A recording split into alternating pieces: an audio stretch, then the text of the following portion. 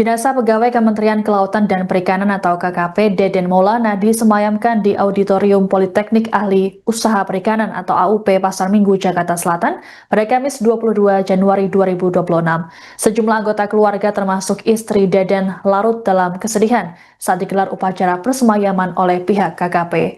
Untuk diketahui, Deden merupakan korban pertama yang berhasil ditemukan oleh tim SAR gabungan di Gunung Bulu Saraung Pangkep, Sulawesi Selatan. Selengkapnya terkait dengan informasi persemayaman jenazah Deden Maulana akan dilaporkan oleh jurnalis Tribun Jakarta, Anas Furkan. Selamat sore, Anas. Bisa dilaporkan bagaimana tadi situasi persemayaman jenazah Deden Maulana? Ya baik, selamat sore Siska dan selamat sore Tribunat.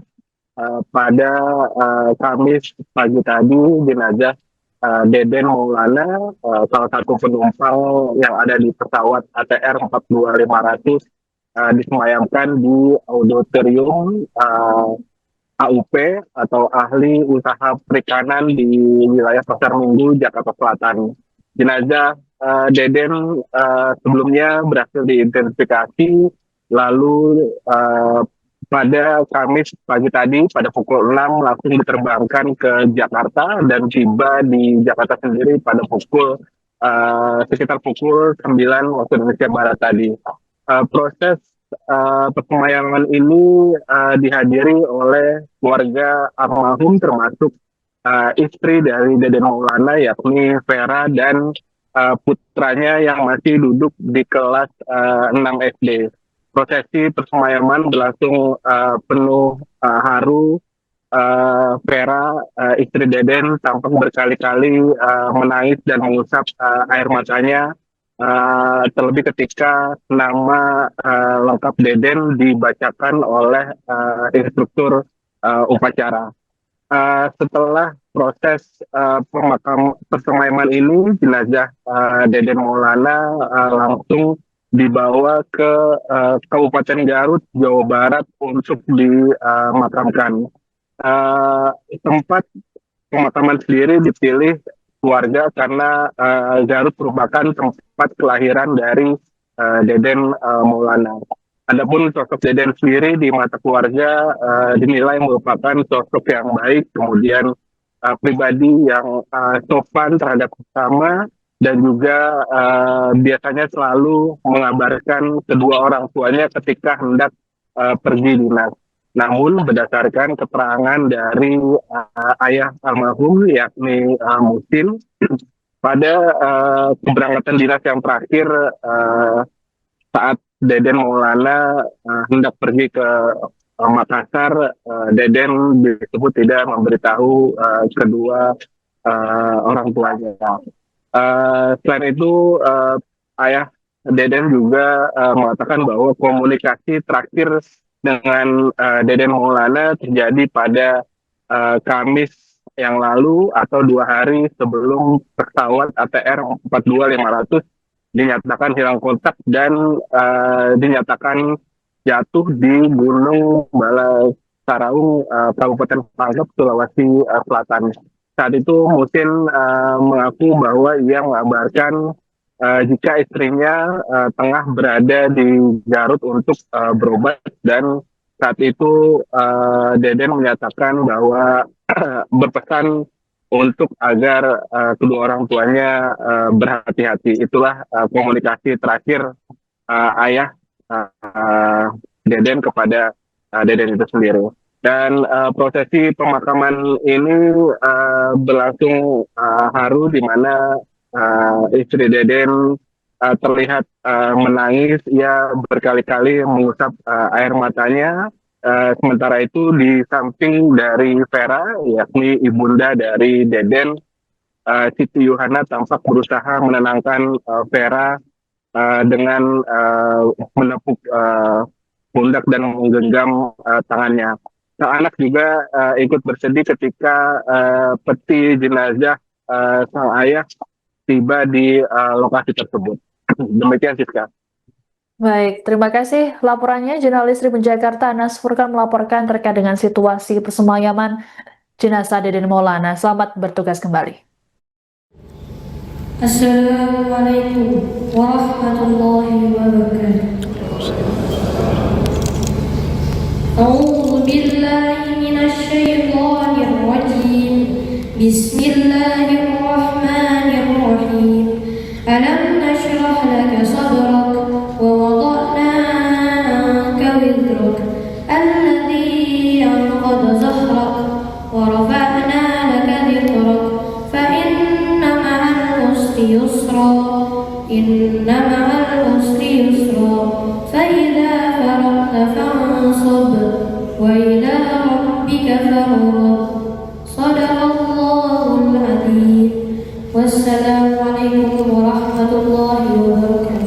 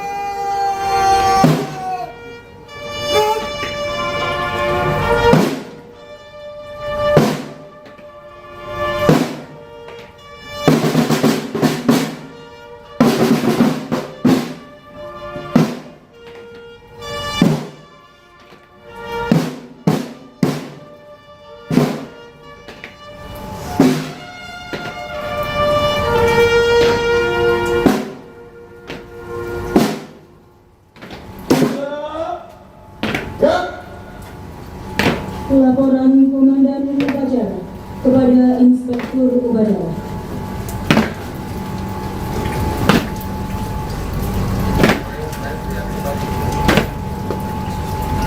Upacara telah melaksanakan laporan selesai. Kembali kembali upacara.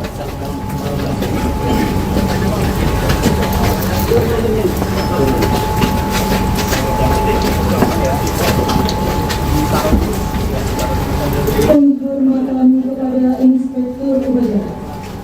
Kepada Inspektur Upacara. Hormat. Gerak. Tegak. Gerak. Inspektur Upacara meninggalkan tempat upacara.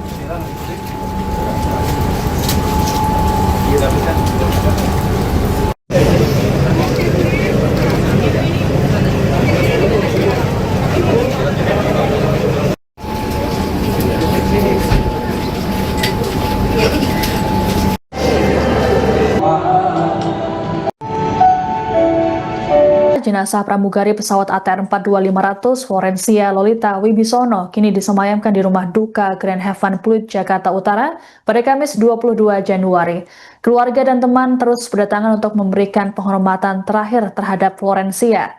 Sebagai informasi, jenazah Florencia sebelumnya ditemukan oleh tim SAR gabungan di jurang Gunung Bulu Saraung, Pangkep, Sulawesi Selatan pada Senin 19 Januari. Jurnalis Tribun Jakarta, Gerald Leonard akan memberikan informasi lengkapnya untuk Anda. Selamat sore, Gerald. Bagaimana situasi persemayaman jenazah Florencia di rumah duka tadi? Ya, selamat sore Siska dan juga Tribuners dimanapun Anda berada. Dapat saya laporkan memang jenazah Florencia Lolita Wibisono yang juga dikenal dengan nama Orlen ini diterbangkan dari Sulawesi Selatan pada hari Rabu tanggal 21 Januari 2026 kemarin malam dan baru tiba di Jakarta pada Kamis dini hari sekitar pukul 2.00 waktu Indonesia Barat. Kemudian jenazah Florencia ini langsung dibawa ke rumah duka di Grand Heaven Fluid, Penjaringan Jakarta Utara untuk disemayamkan, dan juga memang keluarga serta kerabat melakukan ibadah penghiburan serta ibadah pelepasan di rumah duka Grand Heaven Fluid sebelum nantinya pada hari Kamis malam ini jenazah Florencia juga akan kemudian dibawa ke kampung halamannya untuk dimakamkan di Sulawesi Utara, tepatnya di wilayah Tondano. Untuk keluarga juga sudah melakukan beberapa rangkaian ibadah, terutama memang ada juga beberapa kerabat termasuk teman-teman pramugari dan juga teman-teman rekanan dari mendiang Florencia yang terus berdatangan sejak pagi hari hingga sore hari ini ke rumah duka Grand Heaven Fluid di Penjaringan, Jakarta Utara. Siska. Baik, lalu seperti apa sosok Florencia di mata keluarga dan juga orang-orang terdekatnya, Gerald? Ya, Siska dan juga Tribuners, dapat saya laporkan memang bahwa setelah ibadah penghiburan di rumah duka Grand Heaven Fluid pada Kamis yang tadi, memang pihak keluarga juga sempat memberikan keterangan pers kepada awak media, terutama ini disampaikan oleh kakak kandung daripada Florencia yakni Natasha Wibisono, kemudian juga kakak ipar dari Florencia yakni Felix Agus, di mana Natasha dan Felix menyampaikan bahwa Florencia ini adalah sosok yang sangat ceria, sosok yang periang dan juga suka menolong. Kakak kandung dari Florencia yakni Natasha menyatakan bahwa Florencia ini dikenal sebagai sosok yang tolong tidak pamrih jika membantu sesamanya, dan yang bersangkutan ini memang ataupun mendiang dari Florencia atau orang ini dalam beberapa bulan terakhir memang sering mengabarkan keluarganya terbarunya, dan memang sedang di ATR yang belakangan ini akhirnya mengalami kecelakaan. Di sana Florencia disampaikan memang menjadi pribadi yang sangat ceria, dan Felix sebagai kakak ipar dari Oliver atau Florencia ini juga menyatakan bahwa di momen 2-3 bulan belakangan ini adik iparnya memang dalam kondisi yang sedang dalam masa sangat bahagia setelah menerima pekerjaan baru hingga akhirnya kecelakaan merenggut nyawa adik ipar kesayangannya ini. Siska. Baik, lalu terkait dengan rencana pemakaman di wilayah Tondano, Sulawesi Utara, kapan akan dilakukan, Gerald?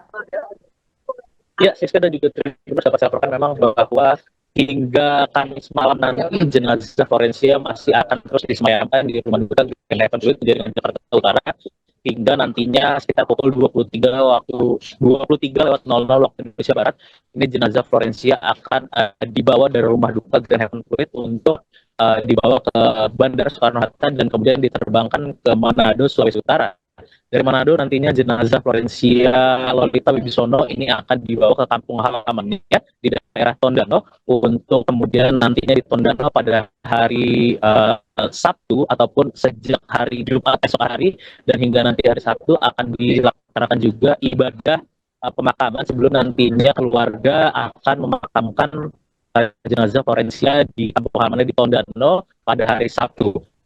Untuk diketahui juga Siska dan juga Tribuners, alasan dari keluarga memilih memakamkan Florencia Wibisono di kampung halaman di Tondano karena memang ini merupakan tempat kelahiran dan juga tempat dari Florencia bertumbuh kembang sebelum akhirnya yang bersangkutan memilih untuk pergi ke Jakarta dan menjalani karirnya sebagai pramugari yang akhirnya memang Florencia ini juga sempat belasan tahun menjadi pramugari profesional hingga akhirnya yang bersangkutan meninggal dunia dalam kecelakaan pesawat ATR 42500 di gunung di wilayah Sulawesi Selatan. Siska. Baik, terima kasih laporannya jurnalis Tribun Jakarta Gerald Leonard melaporkan terkait dengan pesemayaman jenazah Florencia, pramugari pesawat ATR 42500 yang jatuh di wilayah Pangkep, Sulawesi Selatan. Selamat bertugas kembali. Selalu menopang walau perisai lebih kaulah perisaiku kita tenang di tengah badai.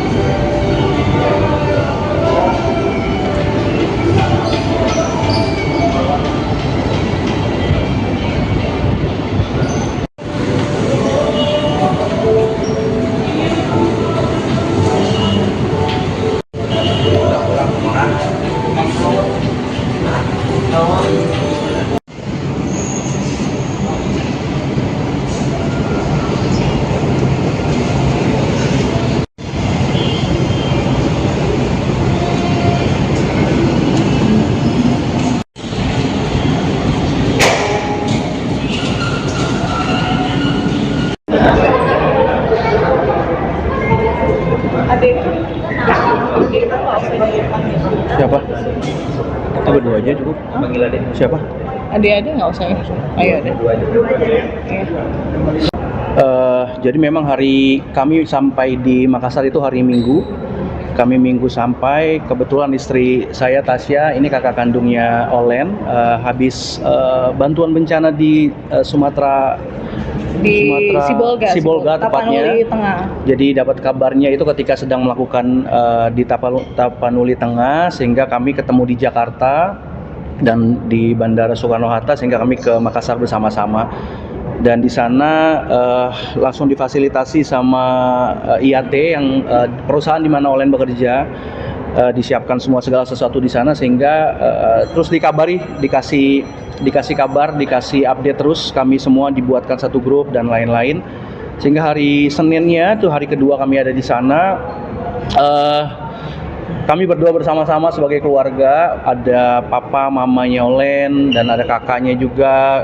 Kami berdoa bersama, dan setelah kurang lebih sekitar jam 12 waktu Makassar, jam 11 waktu Indonesia Barat, dan kami kurang lebih 1 jam berdoa bersama.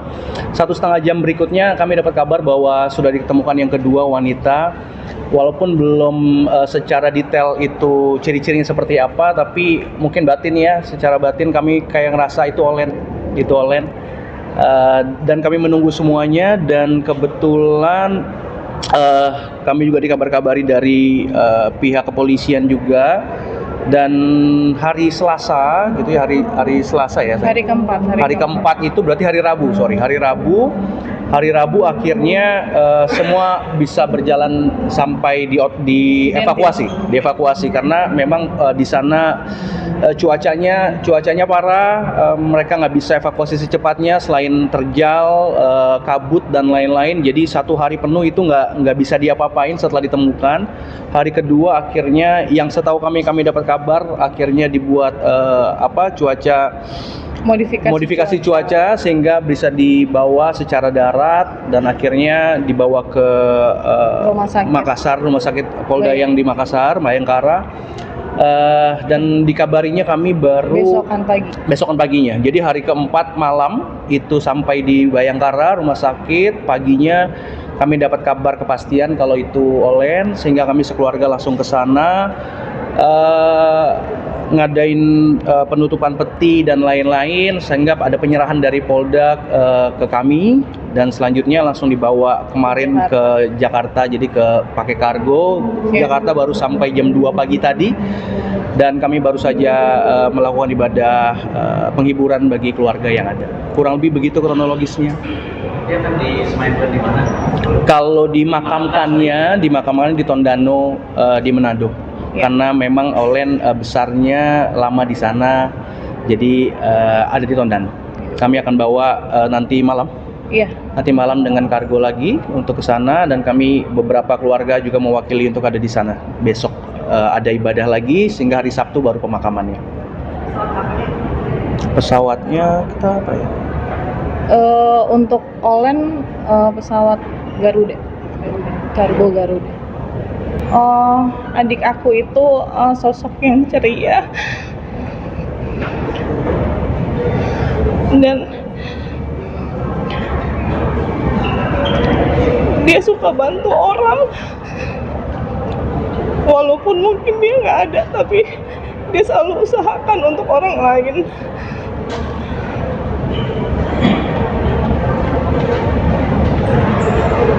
Walaupun sampai dia nggak ada, saya masih nggak percaya.